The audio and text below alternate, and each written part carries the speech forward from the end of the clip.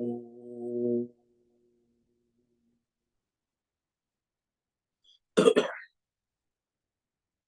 ओम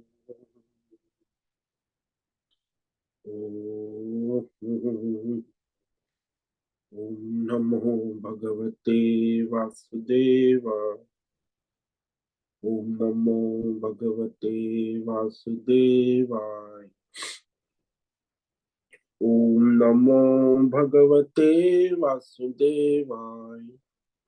ओम नमो भगवते वासुदेवाय।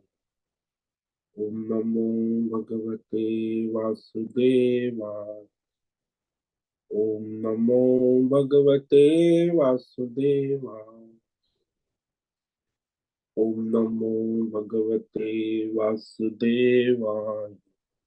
ओम नमो भगवते वासुदेवाय। ओम नमो भगवते वासुदेवाय। ओम नमो भगवते वासुदेवाय। ओम नमो भगवते वासुदेवाय। ओम नमो भगवते वासुदेवाय। ओम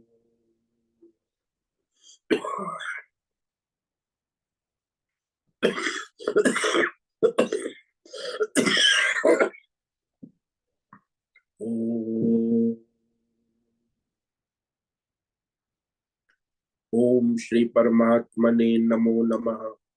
ओम गंगणपतये नमो नमः। ओम सन सरस्वत्यै नमो नमः। ओम गुरुभ्यो नमो नमः।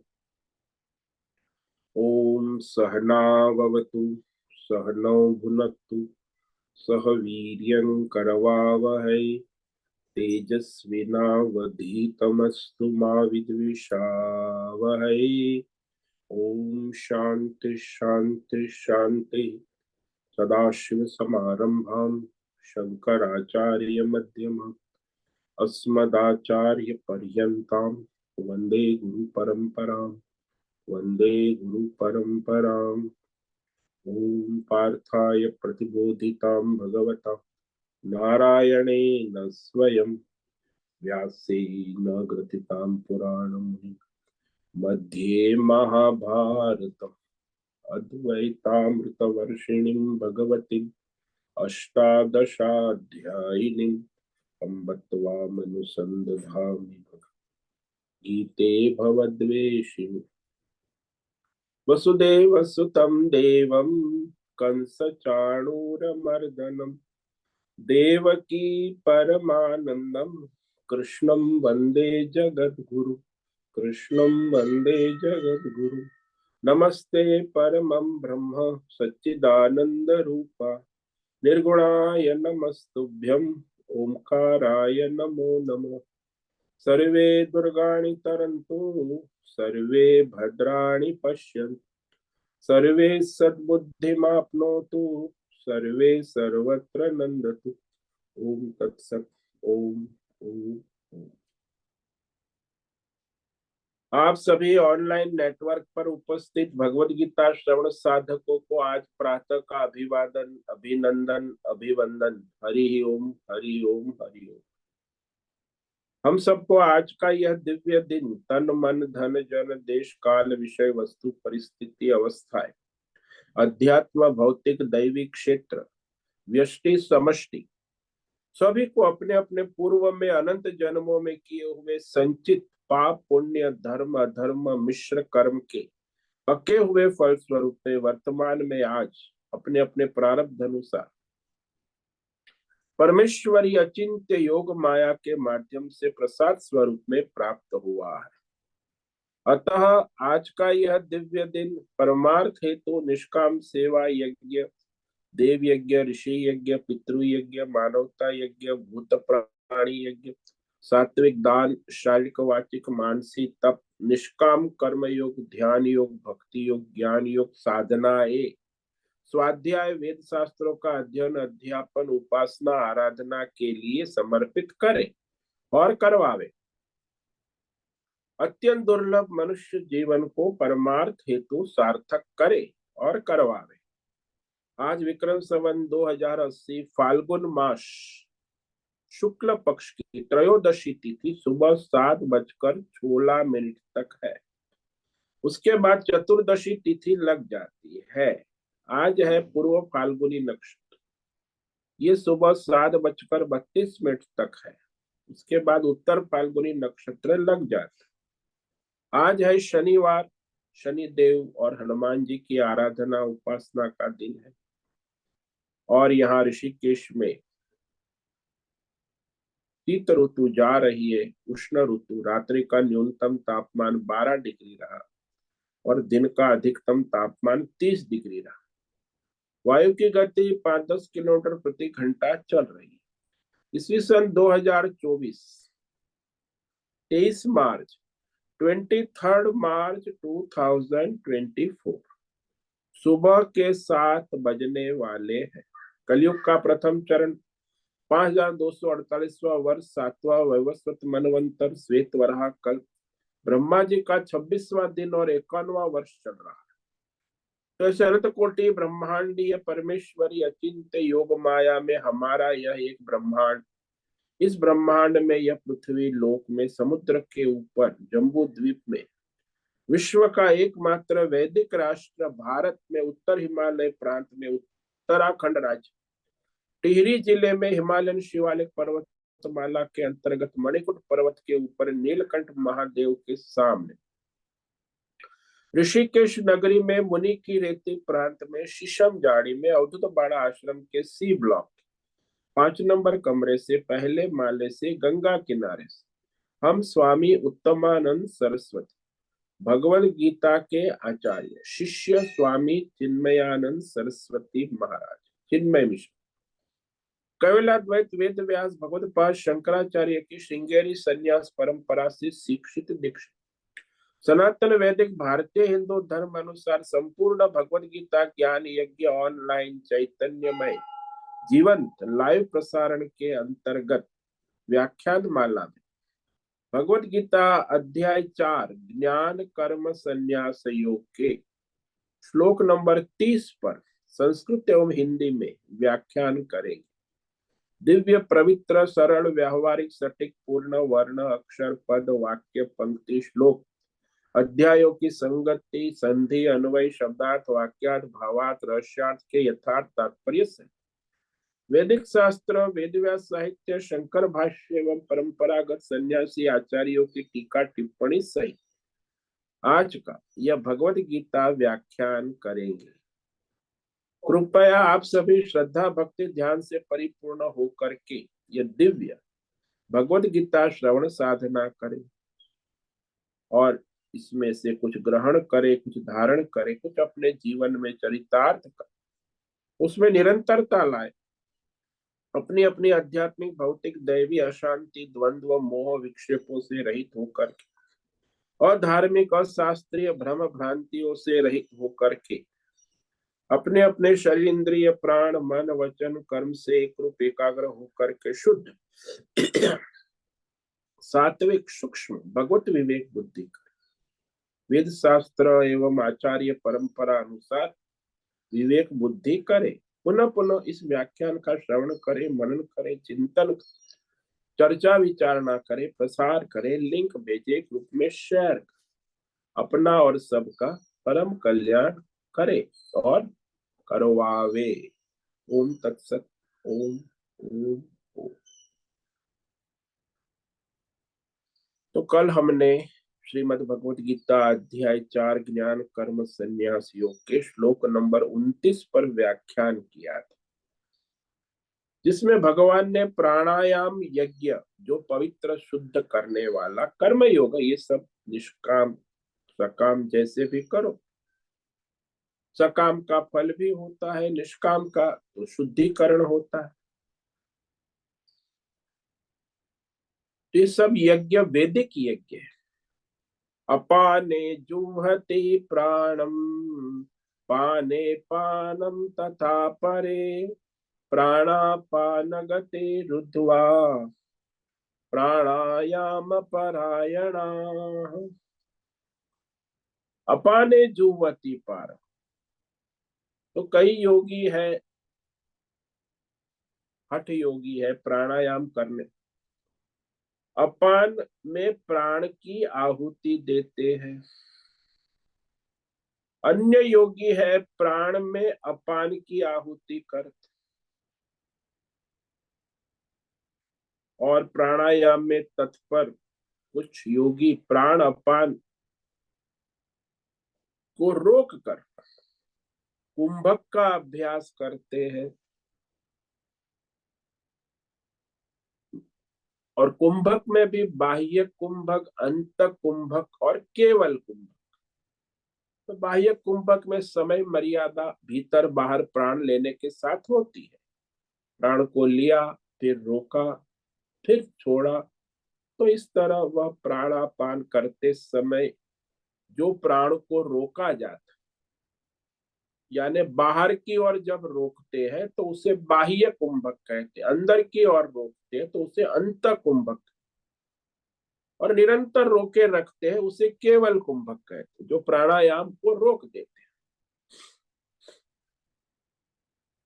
तो प्राण में अपान की आहुति देते हैं, पूरक प्राणायाम का अभ्यास करते। अपान हुआ तो निम्न गति वाला है, जो प्राण को खींचकर अपान में ही हवन कर। तो प्राण में अपान की हवन करते हैं, यानी रेचक प्राणायाम करते, श्वास छोड़कर यथाशक्ति छोड़े ही रखते।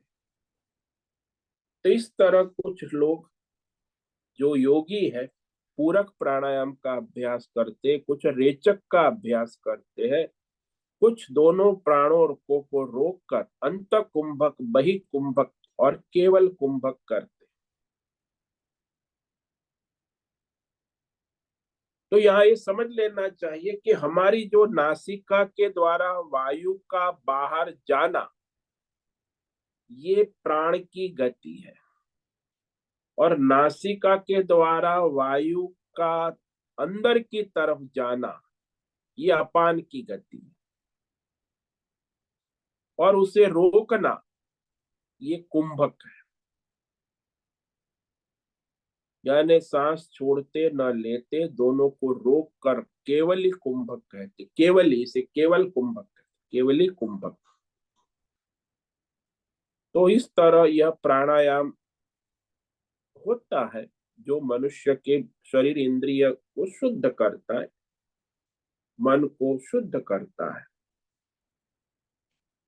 अब ये सारे जो प्राणायाम यहाँ कहे, तो अब यज्ञों जो जितने भी भगवान ने 12 यज्ञ, अब सारा यज्ञ का समापन करते, तो अंतिम श्लोक है इस यज्ञों का जो वर्णन किया भगवान ने, वो पूर्ण करते हैं।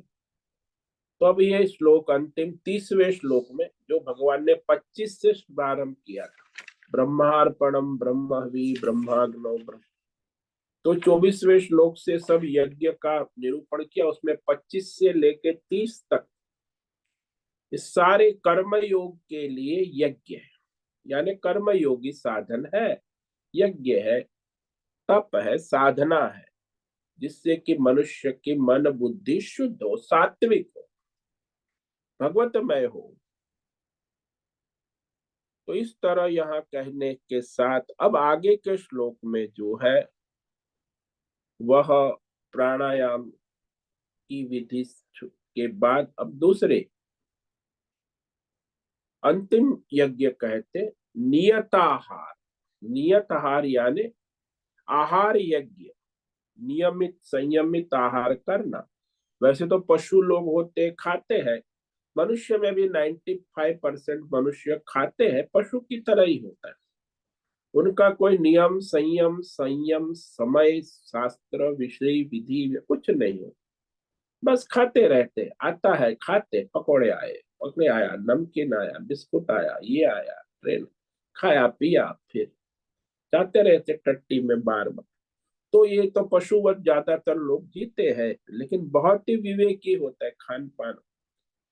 तो आहार भी एक यज्ञ है ना, कभी भी कुछ भी करना यज्ञ क्या विधि विधान होता है। तो वह नियत व धर्म शास्त्र वेद शास्त्र अनुसार आहार यज्ञ करने वाले जो योगी होते, तो वह सारे योगी कैसे आहार यज्ञ करते हैं, इस पर अब यहाँ भगवान आगे कहेंगे।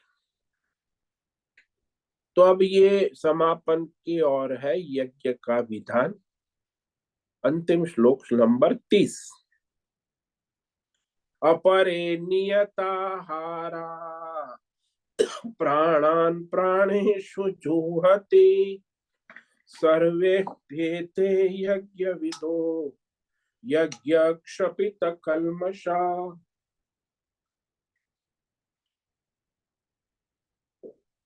अपरे नियताहारा प्राणान् प्राणेषु सर्वेप्येते यज्ञविदो यज्ञ क्षपित कल्मषा। तो ये जो नियताहार कहा, नियमित संयमित शास्त्र अनुसार नियमन करते हुए आहार यज्ञ करते, ये सारे यज्ञ करने वाले जो 13 यज्ञ कहे वो साधक है, कर्म योगी है, यज्ञ करने वाले उपासक। यज्ञ क्षपित कल्मषा, इस यज्ञ के द्वारा क्या होता है? क्षपित कल्मषः, वो अज्ञान से उत्पन्न जो काम क्रोध लोभ मोह राग द्वेष और धार्मिक वृत्ति का निराकरण होता है। यानी शरीर वाणी मन प्राण बुद्धि की शुद्धि होती। उसमें क्या होता है बोले? इंद्रियों का संयम होता है, मन की एकाग्रता होती है, बुद्धि में सात्विक विवेक जागृत होता है, चित्त में जो संचित संस्कार है उसका क्षय होता है, और अहंकार जो है ईश्वर को समर्पित होता है। तो सारा व्यक्तित्व परिवर्तन हो जाता। इसे क्षपित कल्मषा कहा। कल्मष यानी अज्ञान से उत्पन्न अहंकार, और अहंकार से फिर ये सारा संसार। तो जब वो अज्ञान का ही निवारण हो जाता है तो पाप नहीं रहता है। पाप सारे जो अधर्म होता है उसका मूल अज्ञान है। कोई मनुष्य अधर्म पाप करना नहीं चाहता, लेकिन अज्ञान के कारण करता रहता। तो इस तरह यज्ञ के द्वारा इस अज्ञान का नाश होता है, अंतकरण शुद्ध होता है और परमार्थ की योग्यता प्राप्त होती है। तो ये सारे यज्ञों के जो यज्ञविद, यज्ञ के रहस्य को जानने वाले ऋषि मुनि संत महात्मा, इस रहस्य तत्व को समझाने वाले जानने वाले, ये कहते कि ये यज्ञ है। वैसे तो वेदों में हजारों लाखों यज्ञ है, लेकिन उसमें से ये जो 13 यज्ञ भगवान ने कहे, ये मनुष्य को शुद्ध करने वाला साधन है, शुद्धिकरण का। अब ये जो नियताहार है ना, नियत आहार का मतलब होता है परिमित आहार, इतना ही खाना है, न कम न ज्यादा। ऐसा नियम संयम बहुत से साधक करते। नियत आहार रखने का अभ्यास कर। नियत का हमारे शास्त्रों में वर्णन है, अन्नेन कुद्वोद्वांसी पाने नैव प्रपूरयेत आश्रयम पवनादीनाम चतुर्थम अवशिष्ट। तो ये जो आहार का नियमन है ये योगी लोग करते हैं। जो पेट में कभी पेट भर के नहीं खाते, योगी कभी पेटू नहीं होते, तो पेट में आधी जगह अन्न से भरते हैं, यानी आधी जगह खाली पेट भर के, एक चौथाई पानी से भरे, एक चौथाई वायु के लिए आरक्षित रखे। तो ये योग साधना के लिए आवश्यक, और स्वास्थ्य के लिए, जो लोग मनुष्य स्वस्थ नहीं रहते, वही ये पंचभूत का विकार है, वही अस्वस्थता है। आपके शरीर में पंच महाभूत का संतुलन बना रहे तो आप स्वस्थ हैं।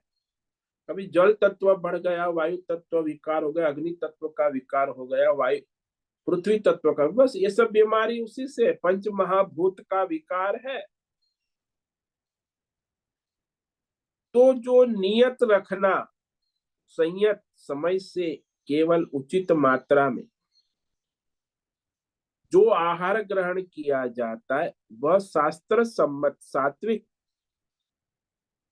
हितकारी और पाचक हो, ये भी जरूरी है।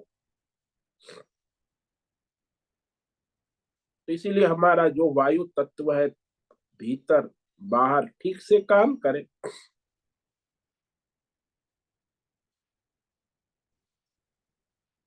अब इस प्रकरण में ये जो आहार है ये हमारे पंच महाभूत ही है, और उस पंच महाभूत का शुद्धिकरण होना आवश्यक। अब एक तो आहार भोजन होगा, इतना ही मत लेना। आहार का मतलब है, सीधा अर्थ है कि जो हमें भीतर लेना, निकट लाना, ले आना, भोजन करना, ग्रहण करना, ये आहार शब्द के अर्थ। अब आप क्या ग्रहण करते हैं, क्या ले आते हैं अपने पास, क्या निकट लाकर उसका उपयोग करते हैं, तो भोजन को भी आहार कहते हैं। लेकिन आहार जो है वो भौतिक, अध्यात्म, दैव, तीन प्रकार के मनुष्य लेता। ये जो आपके आसपास भौतिक संसार है, वो भौतिक रोटी कपड़ा मकान, ये सब आहार है। इंद्रिया ग्रहण करती है अपने अपने विषय को, तो भौतिक आहार हो गया। दूसरा, आपकी इंद्रिया आंख है, रूप ग्रहण करती है, कान है, शब्द ग्रहण, नाक है, गंध ग्रहण, जिह्वा है, रस ग्रहण, चमड़ी है, स्पर्श, ये भी उसका आहार है। कर्मेंद्रिया है, आदान प्रदान करती है, कर्म और सारी, पैर है वो आवागमन करते हैं, जो मुख है वो बोलने का काम करती, गुदा है वो मल विसर्जन करती, जननेन्द्रिय है वो मूत्र विसर्जन करती। ये सब अपना अपना 10 इंद्रिया जो है ज्ञानेन्द्रिय से आहार ग्रहण किए जाते, शब्द, स्पर्श, रूप, रस और गंध। इसलिए आहार का मतलब केवल भोजन मत लेना, जो भी आप ग्रहण करते हो क्या धर्म शास्त्र के अनुसार सात्विक है कि बस राजसी तामसी है, ये विवेक आवश्यक। आहार का चयन करना, संयमन करना, नियमन करना, समय से लेना, ये सब। और ये पंच महाभूत का भी नियमन करना, पृथ्वी, जल, अग्नि, वायु, आकाश, पंच तत्व का जो संयमन नियम।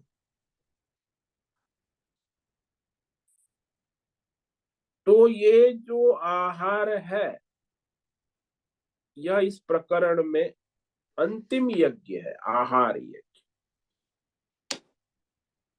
और इसमें ज्यादातर मैं देखता हूँ दुनिया में 90% मनुष्य आहार विहार का कोई नियम पशुवती जीते हैं। शास्त्रों में तो सब कहा है, सत्संग भी सुनते भी है, लेकिन करते नहीं, जानते भी है कई लोग। देखिए आहार विहार की जो दिनचर्या है ना, वो सुबह 4 बजे से शुरू हो, 4 बजे से लेके मध्यान्ह 12 बजे तक शरीर जो हमारा है, स्थूल सूक्ष्म शरीर, वह भीतर बाहर की शुद्धिकरण का कार्य करता है, प्रकृति का नियम है। इसलिए सुबह उठते ही हमें 2-3 ग्लास गर्म पानी पीना चाहिए, और फिर उस समय सुबह ऋतु के अनुसार फलाहार ले, अल्पाहार ले। तो जल और फल ये जो है सुबह 4 से लेके 12 तक लेने से हमारे शरीर का शुद्धिकरण कार्य हो जाता। तो सहायक होता है। जल, शरीर भी अपना कार्य करता है, मल मूत्र विसर्जन करता है, लेकिन हम उसे सहायक होते हैं जल के द्वारा, फल के द्वारा। उसके बाद दोपहर का 12 बजे का जो समय है वो भोजन का है, मध्याह्न। 12 से 8 बजे तक शरीर के भीतर और बाहर की प्रकृति को भूख लगती, आहार ग्रहण कार्य चाहती, इसलिए 12 बजे भोजन करते हैं। तो ये प्राकृतिक क्रिया है, प्रक्रिया है, भूख लगती है सभी प्राणी, सब जगह 12 बजे भोजन का टाइम। हमारे आश्रमों में ये 12 बजे घंटी लगती है, और एक शाम को 8 बजे घंटी लगती है भोजन का समय, भूख। तो बीच में 4 बजे आप अल्पाहार, फल है कुछ ले सकते हैं, लेकिन भोजन का दो ही समय है, 12 बजे और रात्रि 8 बजे। तो 12 से 8 तक खान पान का समय हो गया। प्रकृति आहार ग्रहण करने के लिए तत्पर होती है, उसमें हम सहायक होते हैं। समय पर उचित स्थान में उचित मात्रा में आहार लेना कल्याणकारी। और जो मनुष्य रात्रि का समय है, जो 8 बजे के बाद, 8 से लेके सुबह 4 बजे तक बाहर और भीतर हमारी प्रकृति जो है उसका विश्राम का समय, इसीलिए उस समय जल, अन्न आदि आहार नहीं ग्रहण। आप देखो प्रकृति में सारे पशु पक्षी प्राणी, वे लोग रात्रि में आहार और जल ग्रहण नहीं करते। विश्राम काल रात्रि 8 से लेके सुबह 4 बजे, तो उसमें न जलपान करना है न आहार लेना, क्योंकि प्रकृति के विरुद्ध। तो ये आहार का नियम प्राकृतिक नियम है, दिनचर्या। इसीलिए जो मनुष्य का नियमित जीवन है, 4 बजे ब्रह्म मुहूर्त में उठ ले, अपना नित्य कर्म करते, योगासन प्राणायाम, तो उसे ऋतु अनुसार आहार लेना आवश्यक। वर्तमान ऋतु कैसी है, उस ऋतु में अभी आजकल फिर आम आएगी, अप्रैल मई जून में, तो आम जो है ऋतु अनुसार फल हो। तो सारे फल ऋतु अनुसार स्वास्थ्य के लिए अनुकूल होते, सात्विक होते। आहार में भी क्रम है, पहले मीठा लेना चाहिए। ये जो लोग पहले मीठा, आज अंग्रेजी सिस्टम है ना, तो हमारे देश मीठा बाद में लेते, उनको डायबिटीज होगा, अवश्य होगा। मीठा पहले खाना चाहिए हमारे, उसके बाद में नमकीन है, तीखा है, कसेला है, 5वां नंबर खट्टे का है, और अंतिम कड़वा है, दवाई आदि जो है। तो सबसे पहले भोजन मधुरम आरंभ, भोजन का आरंभ मिठाई से थोड़ी करना चाहिए, एक पीस थोड़ा मिठाई है बस, बाद में बीच में और अंत में नहीं खाना चाहिए। पूरा सिस्टम खिचड़ी हो जाती है, वो फिर बीमारी का कारण बनता है। इसीलिए आहार में क्रम है। और ये जो तला है, नमकीन है, ये सब अचार है, पपड़ है, ये सब सादसी और तामसी आहार नहीं लेना चाहिए। वही मनुष्य का शारीरिक और मानसिक स्वास्थ्य गड़बड़ा जाता। तो दोपहर को भोजन लेते हैं, रात को 8 बजे भी सात्विक आहार लेना आवश्यक है। तो बीच में देखो अल्पाहार का समय है, तो दोपहर को 4, 4:30 बजे, तो वहां फल ले सकते हैं, मिठाई है, मूंगफली है, मखाना है, भुना चना है, मुरमुर, थोड़ा एक कटोरी अल्पाहार लेना उचित है। तो सुबह अल्पाहार का समय है 8 बजे, वो तो आप फलादी है। फिर शाम को अल्पाहार का 4 बजे, और 12 बजे का भोजन है, रात्रि 8 बजे का सात्विक आहार, सब्जी रोटी आदि लेना, मिर्च मसाले प्याज लहसुन नहीं होने, सात्विक। रात्रि को सोने से पहले आधा एक गिलास दूध, गर्म दूध लेना आवश्यक। गाय का दूध हो तो बहुत ही अच्छा। तो इस तरह यह आहार का नियमन शास्त्रों में कहा गया है, और जो करता है उसे उसका स्वास्थ्य लाभ होता है। तो आहार की नियमावली है। पानी भी ऐसे गड़गड़ गड़गड़ नहीं पीना चाहिए। पानी पीने के लिए धीरे धीरे खाओ। भूर भूर वारी पीवेद भूरी पूरी। थोड़ा थोड़ा एक एक घूंट करके धीरे धीरे जलपान करे। वो भी रोज का ताजा, बासी नहीं, कल का नहीं। कुएं में जो रोज ताजा आता है ना, हमारे तो गांव में आजकल ये बॉटल में तो कब का है पता नहीं। तो ताजा स्वच्छ जल शरीर को भीतर से स्वस्थ करता है, और स्नान के लिए भी स्वच्छ ताजा जल हमें बाहर से स्वच्छ करता है। तो इस प्रकार यह मनुष्य को निरंतर जल का मुख्य प्राधान्य है। जब शीत ऋतु होती है, वर्षा ऋतु होती है, 8 महीने गुनगुना गर्म पानी पीना चाहिए। और फिर होली के बाद 4 महीने गर्मी की सीजन, ग्रीष्म ऋतु में ठंडा मटके का ठंडा पानी पीना हितावह है। और ग्रीष्म ऋतु में 3 4 5 लीटर पानी पीना कल्याणकारी। बहुत ही ताप होता है, 40 45 डिग्री, तो शरीर को जल चाहिए। तो शीतल जल। और ये भोजन के बाद जल पीना जहर का, भोजन आदते वारी विषम। भोजन के बाद मट्ठा पी ले सकते, आधा गिलास एक गिलास मट्ठा ले सकते, लेकिन जल नहीं पी। 1 घंटे के बाद जलपान कर सकते। तो जब भोजन करने, आहार करने बैठे हैं तो पहले और बाद में हाथ पैर मुख आदि स्वच्छ जल से धोकर मल कर धो ले। और भोजन के पहले हाथ जोड़कर अवश्य प्रार्थना करे। 1 मिनट 2 मिनट प्रार्थना करे। भोजन के समय भी प्रभु का स्मरण जारी रखे, मौन रखे। लेकिन ये आहार करने, भोजन के जो नियम है, ये आधे घंटे पहले आपको सोच लेना है। 1 रोटी खानी है, 2 रोटी खानी है, चावल क्या आवश्यकता है, तो आधा घंटे पहले ठीक से सोच ले कि कितना आहार आवश्यक है। बनाने वाले भी ये सोच ले कितना बनाना आवश्यक है जो किचन में है, और जो खाने वाला भी सोच ले कि मुझे कितना आहार अभी 12 बजे लेना है। अधिक न बनाए, अधिक न खाए।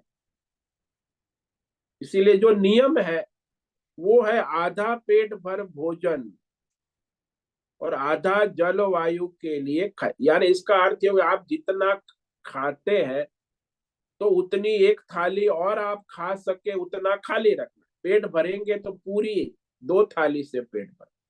तो एक थाली, आधी थाली जिसको कहते हैं, full plate, high plate, rice plate होती है ना, हाफ प्लेट। तो हाफ प्लेट मतलब आधा पेट, फुल प्लेट राइस प्लेट मतलब पूरा। तो आधा पेट ही भोजन करना चाहिए, कभी पेट भर के नहीं। और आसपास परमात्मा, देवता, प्रकृति, सब प्राणी, मनुष्य समुदाय को निवेदन करने के बाद प्रभु स्मरण करते हुए भोजन करे। वो पशुवत अकेला भोजन, आजकल लोग खड़े खड़े पकौड़ी खाते हैं, भेलपूरी खाते हैं, पशुवत। आसपास किसी को निवेदन, जो कोई आदमी है आसपास तो उसे निवेदन करके फिर खाना चाहिए। ये भी आहार का नियम है कि मनुष्य है ना, पशु तो है नहीं, तो आसपास कोई मनुष्य है तो भाई आप लेंगे, भेल लो, जो खा रहे हो भोजन करे। ये तो निवेदन करके बाद में अपना भोजन ले।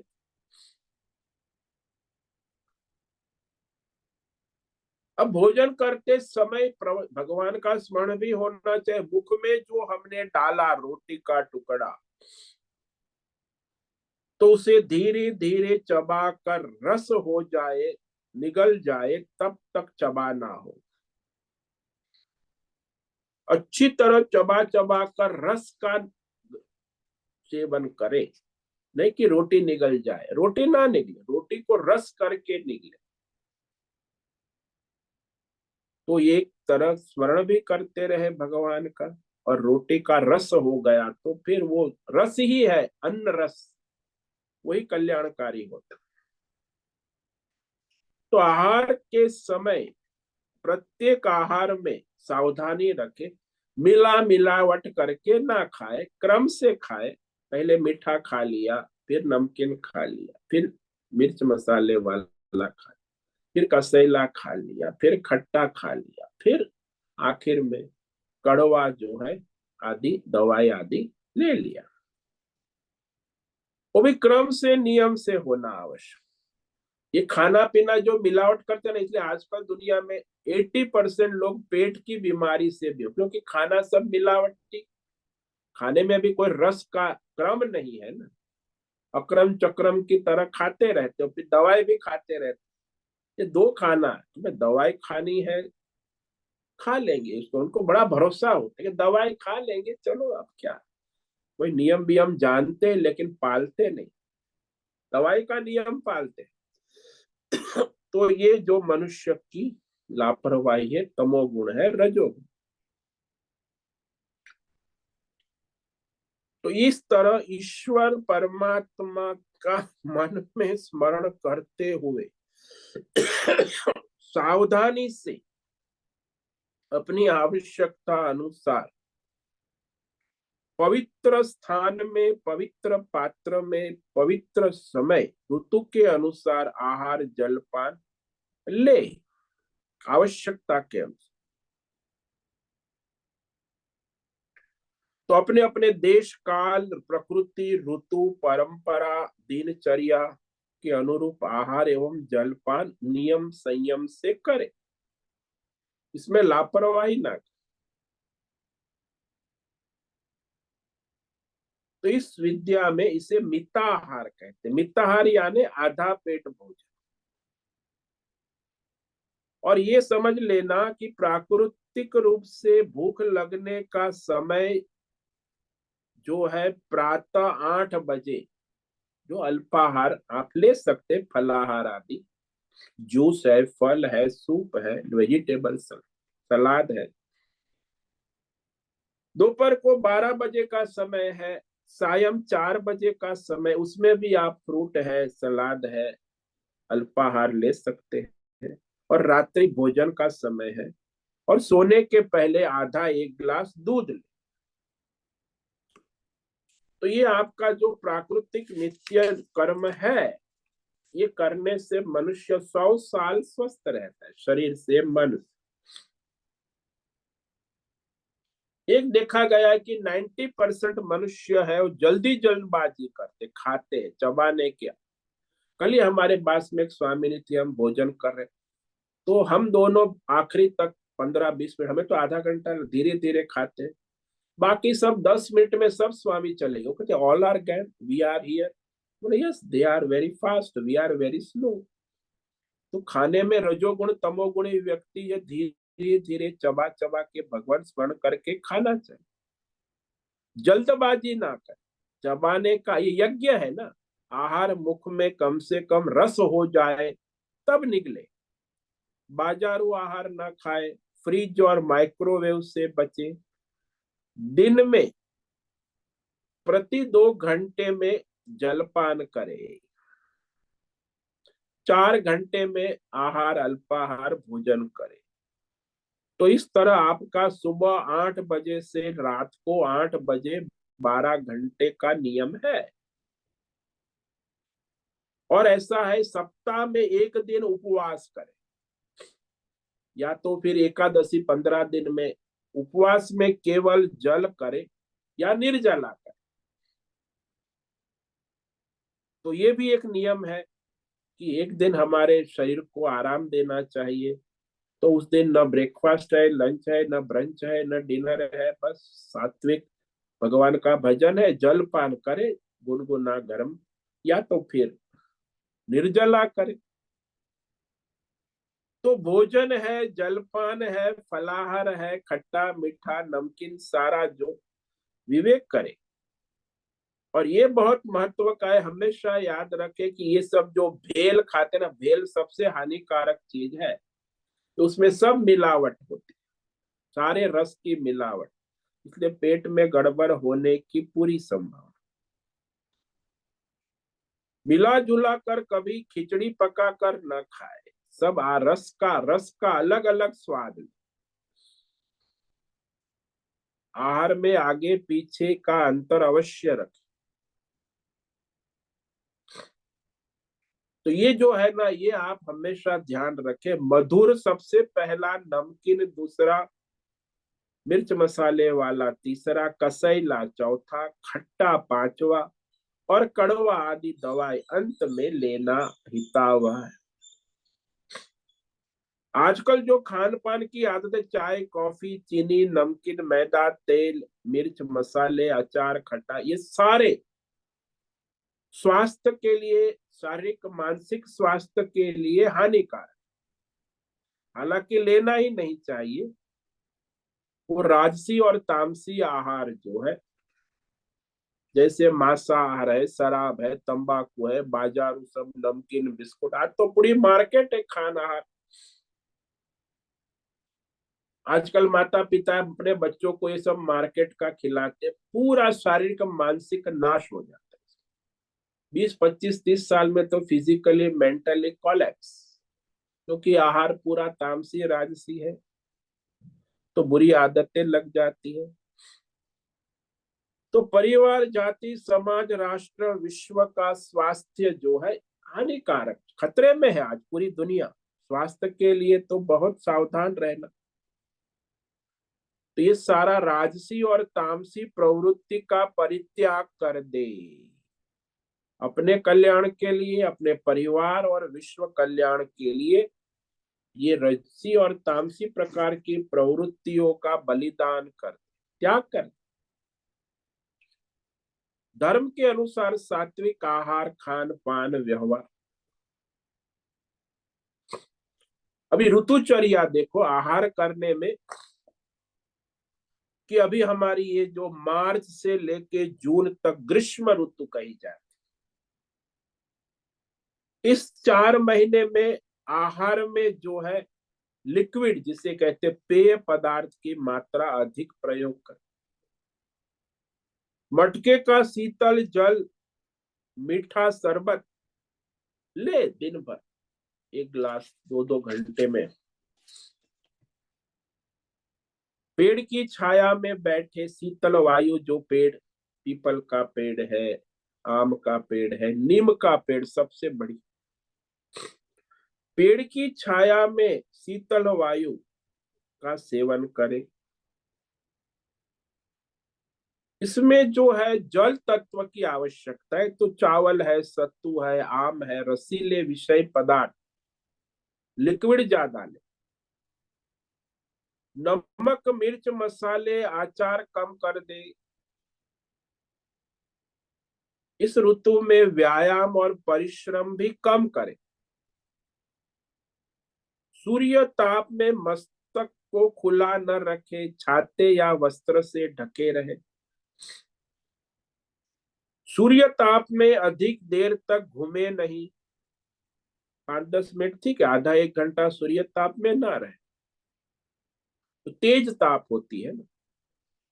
विशेषकर मध्याह्न 12 से 4 बजे तक तो सूर्य ताप में जाए नहीं, विश्राम स्थान में अपना रहे, स्वाध्याय करे, सोए नहीं, स्वाध्याय करे, अध्ययन अध्यापन गीता रामायण भागवत।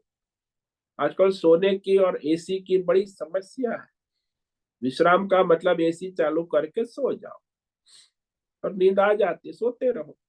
स्वाध्याय करो, अभ्यास करो। तो मध्याह्न के समय स्वाध्याय अध्ययन और अपना एकांत में रहे। इस ऋतु में गर्म पेय ना ले, ये गर्म जो चाय कॉफी गर्म जो सब चीजें है, शीतल पेय अधिक मात्रा में। भोजन भी हल्का सात्विक, आधा पेट भोजन करे। तो आप इस ऋतु में स्वस्थ रहेंगे। इसके बाद जुलाई जुलाई से लेके अक्टूबर तक जो वर्षा ऋतु कही जाए। इस वर्षा ऋतु में नमकीन, खट्टे और मीठे आहार ले।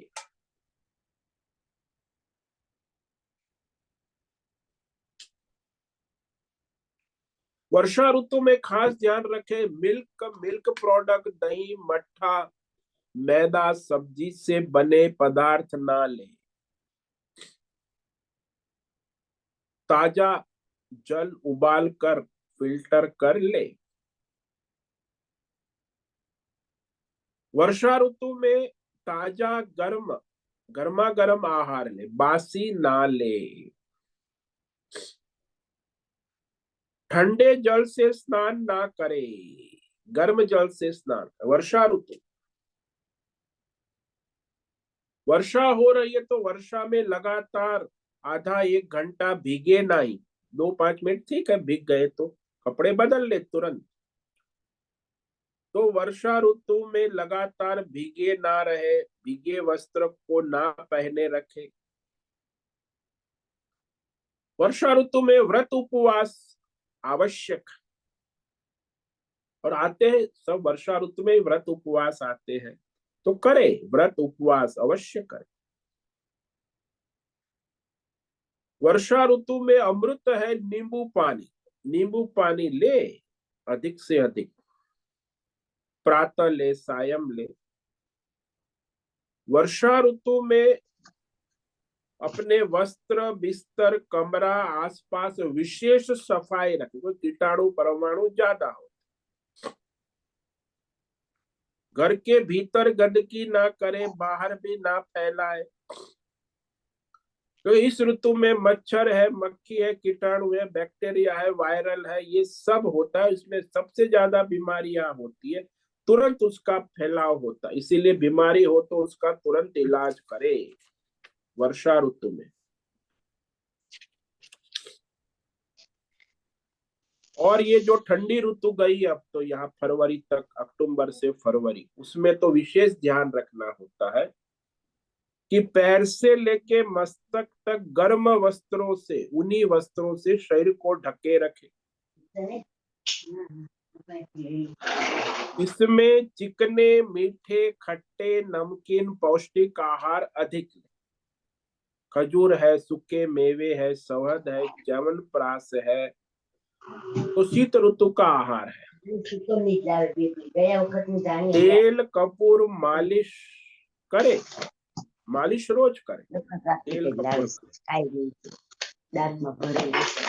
ये कौन है? माधवी आचार्य। आपका ऑडियो बंद करो माधवी आचार्य, आपका ऑडियो बंद करो, सत्संग गपशप भी होती है।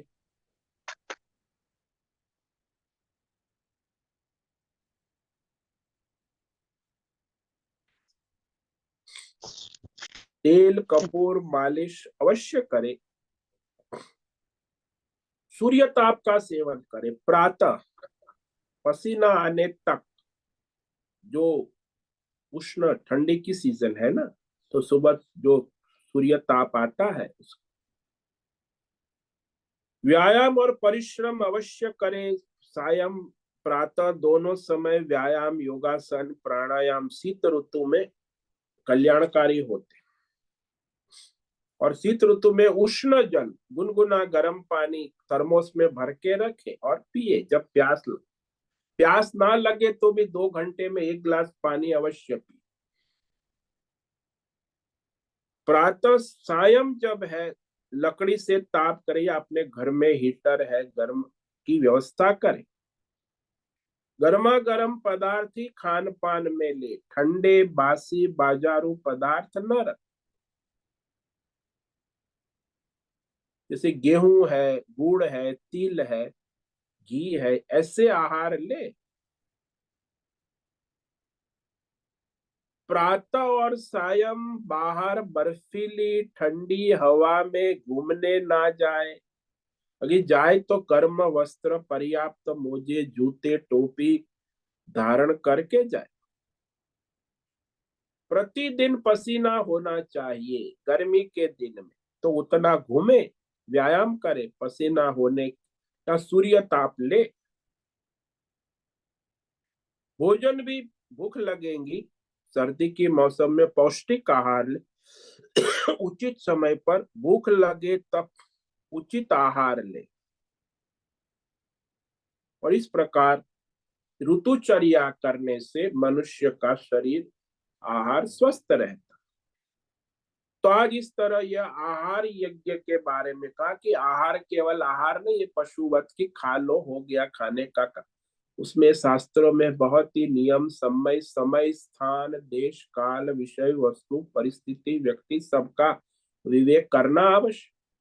और आहार केवल खाने पीने की चीज नहीं है, आहार सब है। 10 इंद्रियों का आहार है, उसमें भी नियम संयम है। आंख से रूप का आहार, कान से शब्द, नाक से गंध, जीव।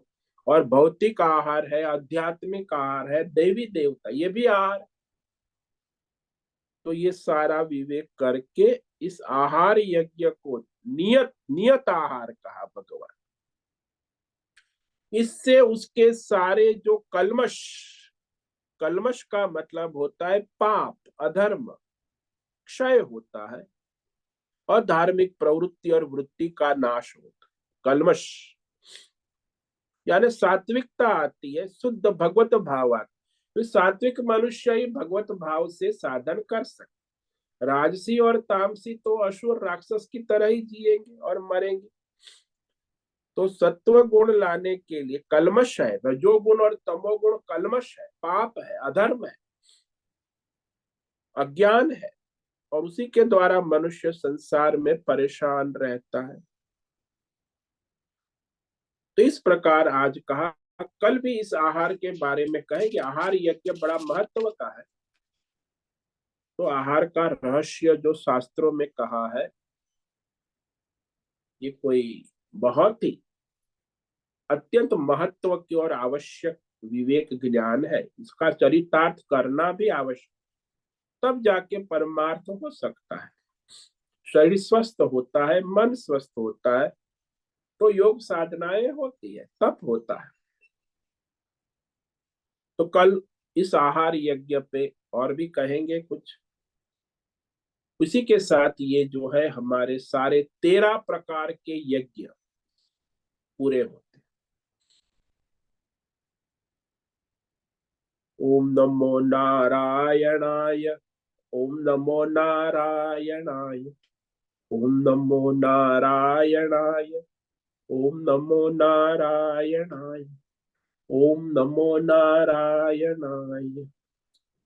कायेन वाचा मनसेन्द्रियैर्वा बुद्ध्यात्मना वा प्रकृते स्वभावात् करोमि यद्यत् सकलं परस्मै नारायणायेति समर्पयामि।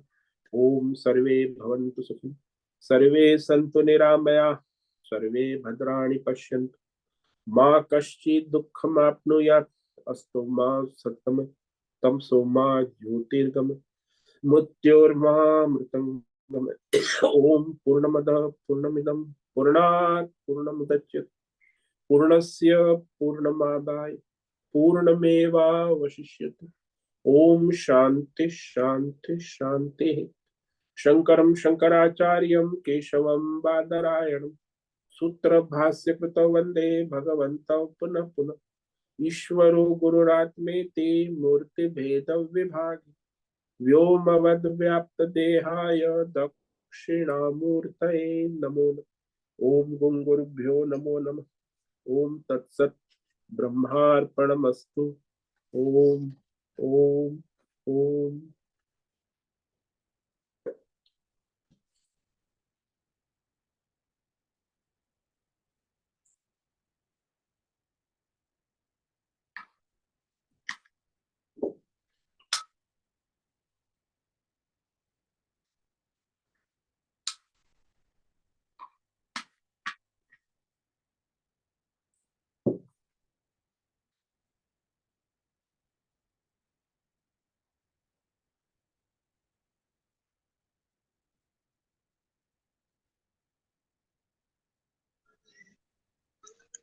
ओम नमो नारायण स्वामी जी। हाँ बोलो भावना। स्वामी जी, आपने 3 प्रकार के आहार की बात की, भौतिक आहार, आध्यात्मिक और दैवी आहार। हाँ जी। तो आध्यात्मिक आहार और दैवी आहार वो क्या होता है?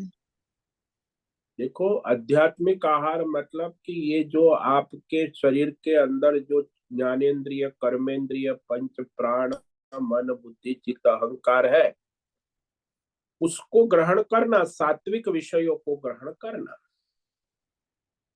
राजसी और तामसी ना करना। इंद्रियों के विषय है, मन के, बुद्धि के जो सारे है, ये सारा आध्यात्मिक आपका जो फिजिकल जो है, ज्ञानेन्द्रिय का 24 तत्व है ना, ये अध्यात्म, उसका जो आहार है उसे आध्यात्मिक आहार कहते हैं, जिसे सूक्ष्म शरीर कहते हैं। 5 ज्ञानेन्द्रिय, 5 कर्मेंद्रिय, पंच प्राण, पंच मन, बुद्धि, चित्त, अहंकार, पंच विषय, ये सारे पंच महाभूत मुख्य है। सूक्ष्म पंच महाभूत है अध्यात्म, और ये जो आप दुनियादारी भौतिक पंच महाभूत है, वो स्थूल पंच महाभूत, जो आपका शरीर और आपका जो संसार है, स्थूल पंच महाभूत। ये अध्यात्म है सूक्ष्म पंच महाभूत, 24 तत्व है। और दैव है, उससे भी सूक्ष्म है, 33 देवता है, एकादश रुद्र, द्वादश, या पर इंद्रियों के देवता है, द्वादश आदित्य, अष्ट वसु, इंद्र, प्रजापति। तो उसका भी सात्विक आराधना करना आवश्यक। आंख के देवता सूर्य है, मन के देवता चंद्रमा है, तो प्राण के देवता वायु है। तो ये सारा देवताओं का भी नियमन करना आवश्यक, वो भी आहार है देवताओं का। तो उस तरह दैवी आहार होगा। सूर्य, चंद्र, नक्षत्र, ग्रह, तारे, पंच, सारी इंद्रियों के देवता है, तो वो भी सात्विक आहार होना चाहिए धर्म के अनुसार, शास्त्र के नियम और संयम से होना। तो ये सारे आहार है, सारा पंच महाभूतात्मक आहार है। अब आपका इनपुट और आउटपुट कैसा है? तो एक है स्थूल पंच महाभूत, एक है सूक्ष्म पंच महाभूत आहार, और एक है उससे भी सूक्ष्म दैवी शक्तियां, जो दैवी आहार। तो इसके द्वारा ही आपका सारा संसार चलता है। सब आहार होता है, आप इन अंदर लेते हैं, बाहर छोड़ते हैं, नियमित संयम नियम से। तो इसका विवेक होना आवश्यक। तो ये है 3 प्रकार के आहार, भौतिक, अध्यात्मक और दैवी। सब पंच महाभूतात्मक है, पंच महाभूति आहार है, के सारे विभाग है। समझ में आया? हाँ स्वामी जी, मतलब दैवी आहार लेना कैसे है, मतलब आपने जो समझाया वो समझ में आया कि उसे। देवी आहार मतलब सूर्य की भक्ति भाव से आराधना करना, सूर्य की उपासना करना, ये आहार है। अच्छा। चंद्र की उपासना करना, पूर्णिमा है कल, पूर्णिमा की उपासना करना, ये आहार है भाई। पूर्णिमा को हाथ जोड़ के वंदन करो, पूजा करो, ये सब आहार है पूर्णिमा। तो देवताओं का आहार हुआ। आपने बस ऐसे ही देवता को देख के बैठ गए, टाइम पास किया, ऐसे नहीं। वो उसका विधि विधान से ग्रहण करना, चंद्रमा के किरणों को, सूर्य के किरणों को, ये आहार है। सूर्य किरणों का ग्रहण करना, चंद्रमा है, जल को, गंगा जी का जल है, ये वरुण देवता है, पृथ्वी के सारे आहार है, पृथ्वी हम्म तत्व। हम्म तो ये सब देवता है। हम्म हम्म हम्म। हाँ, समझ में आया। हम्म। मतलब हर एक देवता की वो उपासना करके उनको ग्रहण करना, वो दैवी। हाँ, हाँ हाँ। ऐसे ही कुत्ते की तरह, पशु की तरह नहीं, थोड़ा उसमें हम्म। नियम संयम से ग्रहण करना। प्रणाम स्वामी जी। ओम नमो हाँ बोलो। नारायण। हाँ हाँ बोलो माता। माफी चाहती हूँ, माइक खुला रहेगा, माफी चाहती हूँ। और हाँ दूसरा स्वामी जी पूछना था कि सूर्य उपासना करते हैं तो हमने तो पिताजी करते थे, वैसे देखा है मेरे पिताजी जैसे सूर्य नारायण के द्वार नाम बोलते हैं, सूर्याय नमः मित्राय नमः ऐसा करके जल चढ़ाते हैं। और फिर गायत्री मंत्र बोलते थे और मृत्युंजय मंत्र। तो ऐसा मैंने सुना है कि गायत्री मंत्र लेडीज नहीं बोल सकती है, ऐसा कर सकते? क्या करना नहीं चाहिए नहीं, उसमें? गायत्री मंत्र तो आपको दीक्षा मिली है तो कोई भी ले सकता है, बिना दीक्षा के नहीं, नहीं बोलना। दीक्षा तो शिक्षा नहीं, और लेकिन नहीं, सूर्य नारायण को जल चढ़ा के समय बोल सकते हैं कि नहीं बोल सकते हैं? गायत्री मंत्र वैसे तो कोई भी बोल सकता है, लेकिन दीक्षा से प्रभाव ज्यादा होता है। ऐसे भी बोल सकते हैं, कोई भी बोल सकता है। क्योंकि बचपन से देखा है जल चढ़ाने के टाइम ऐसा बोलते, तो हम भी बोलते थे, लेकिन अभी मालूम पड़ा कि लेडीज को गायत्री मंत्र नहीं बोलना चाहिए और मृत्युंजय ऐसा मंत्र नहीं, ऐसा कोई लेडीज जेंट्स का कोई भेद नहीं है ऐसा शास्त्रों कुछ में, ये नहीं। तो सब कहने वाले सब है, मतलब अपनी जप अपनी। नहीं करते हैं स्वामी जी, जप तो नहीं करते, खाली चढ़ाने के टाइम 2-3 बार जो बोलते हैं वही है ऐसा देखो, जल। कभी भी आप गायत्री मंत्र बोल सकते हैं जब आप भगवान का स्मरण आवाहन करते हो, तो भगवान की आराधना है। अच्छा, इसमें कोई सही। लेडीज जेंट्स का कोई भेदभाव नहीं है। हाँ, एक अपवित्र अवस्था में आप नहीं कर सकते, लेडीज को एक प्रॉब्लम होती है, वो अपवित्र अवस्था। बाकी के समय में आप स्वच्छ है, शुद्ध है, तो आप कर सकते हैं, कोई दिक्कत। सूर्य नारायण की उपासना के टाइम जो बोलते हैं वो हाँ हाँ हाँ। कर सकते हैं ना? अच्छा, प्रणाम स्वामी जी, ओम नमो नारायणाय। ओम नमो नारायण। हरिओम हरिओम हरिओम स्वामी जी। हाँ बोलो बद्रेश। स्वामी जी, ये आहार ग्रहण करते हैं हम ऋतु के अनुकूल, हाँ जी। ऐसे स्थान के अनुकूल भी रहेगा ना आहार ग्रहण? हाँ, स्थान का भी महिमा है, हर एक सात्विक स्थान स्थान है। जो जैसे है। मंदिर में, आश्रम में भोजन करोगे, होटल में करोगे या फुटपाथ पे करोगे तो तामसी स्थान होता है, तो तामसी आहार हो जाता है। वही आहार आप होटल में करते हो तो राजसी आहार हो जाता है। वही आहार आप आश्रम में, मंदिर में बैठ के भगवत स्मरण, तो सात्विक हो जाता है। तो स्थान की भी महिमा है। सात्विक स्थान है तो सात्विक है, राजसी स्थान में सात्विक आहार भी राजसी हो जाता है, तामसी स्थान में सात्विक आहार भी तामसी हो जाता है। तो ऐसा है।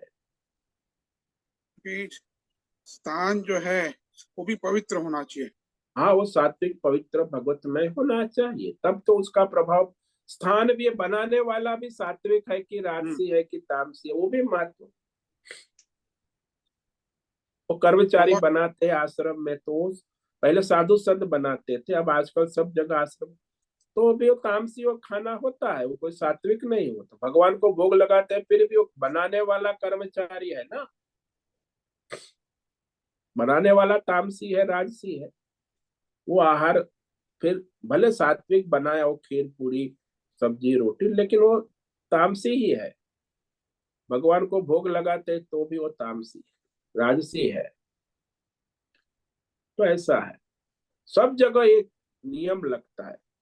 देश काल विषय वस्तु व्यक्ति परिस्थिति अवस्थाएं, सब जगह वो सात्विकता बनी रहनी है। कहीं राजसी तामसी आ गया तो मिलावट हो गई तो खिचड़ी हो गया, उसका प्रभाव कम हो जाता।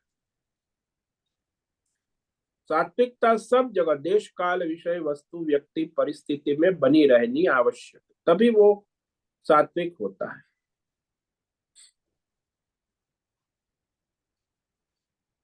और आजकल के जमाने में तो फिर आप कहाँ अपनी साधना करोगे।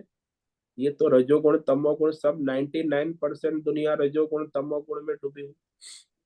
वहाँ सात्विक तो बड़ा चैलेंज है।